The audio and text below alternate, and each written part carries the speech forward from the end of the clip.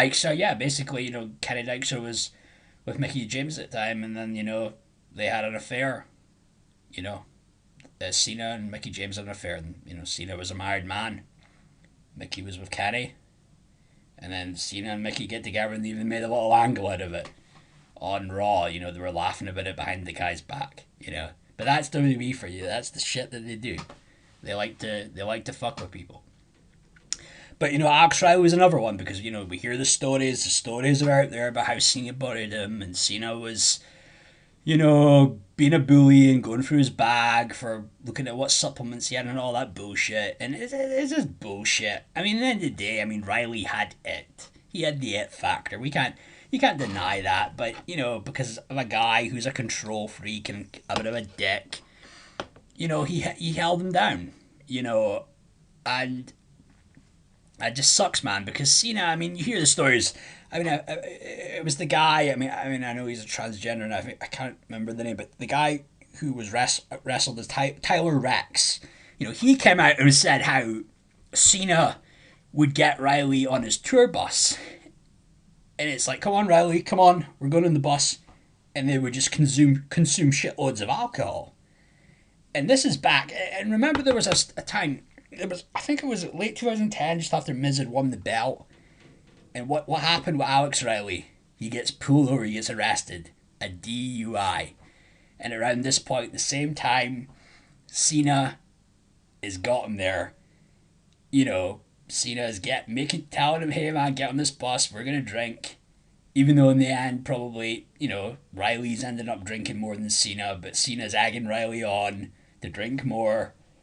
And this is how these guys do it, bro. It's like, it's the whole holding your enemies close thing, I've experienced that firsthand. And yeah, and I think that was the shit that Hogan would do back in the day. Hogan, what Warrior accused him of, and I can believe it. Knowing Hogan's track record is, he assisted in keeping guys junkies. You know what I mean? And I would say that's more than just like when it comes to alcohol. We're talking the drugs. We're talking all that shit. You know what I mean? And I can believe that. I can believe that about Hogan. I can believe that about Cena. And another guy I think who got fucked over, Mark Jindrak. That's a guy that got fucked over. He had it. I didn't really appreciate how this guy had it. Come on. The guy was jacked, good-looking guy, nice slick haircut. He had it. Come on. How do you not do something with this guy? But I don't know if it was just a Triple H thing. Triple H, obviously didn't want him in Evolution. And, Triple H kind of tells the story in a way to, like, make Jindrak sound stupid. It's like when they were filming the Evolution vignettes and, he talks about how Jindrak comes up to him. He's like, oh, hey, I've got my black suit. Like, making him sound like a total idiot and a mark. It's like, it's bullshit. At the end of the day, Triple H was probably just jealous that this is a guy that's good looking. He's a good looking guy who could probably get any girl he wanted. Triple H was dating China back in '97. You know what I mean? Could you really say the same about Triple H? I'm sure girls dig Triple H, but compared to Mark Jindrak, like, come on, man. So Jindrak was another guy that got screwed over because of political bullshit. But, and that was it. That's the shit that's been going on in WWE for so long. All this political shite. All this people being afraid. They're all, people are stepping on other people's toes and all this just unnecessary bullshit. You know what I mean? And then, and now, I'm going to talk about the CM Punk pipe bomb. CM Punk in 2011, sat down, legs crossed, top of the ramp, and he cuts that promo.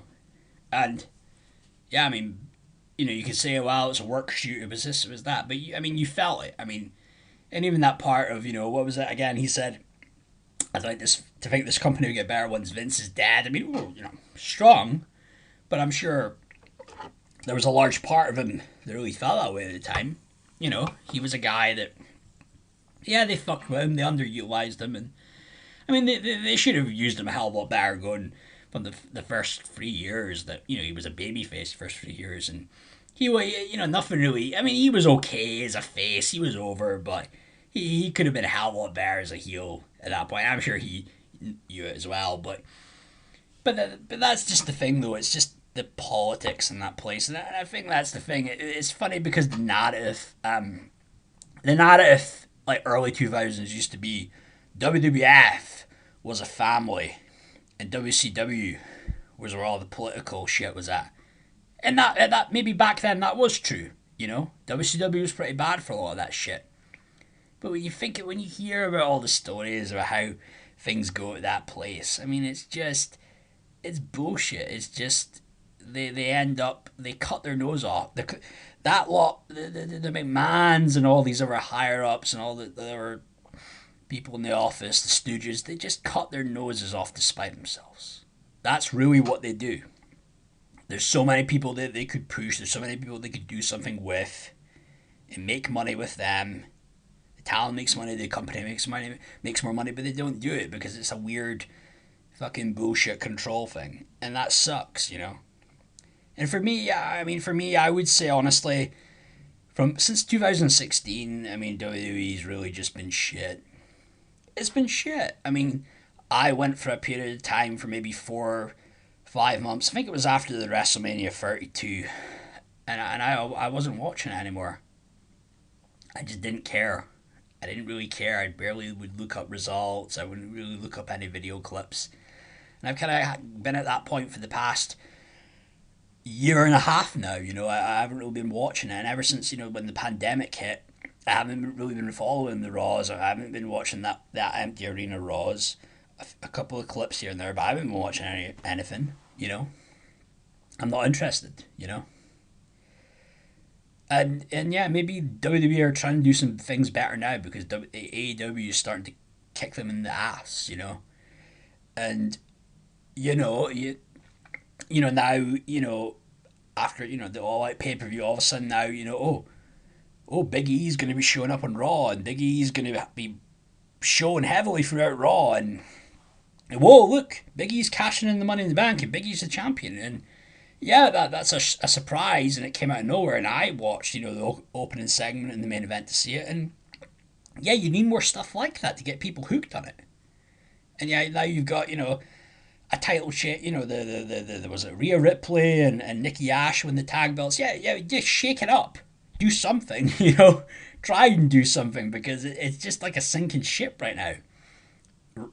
Raw and SmackDown, and people will say, "Oh, the Roman Reigns stuff is good," but come on, is it really that good? Is it really that good? Like, sure, Roman as a heel is better.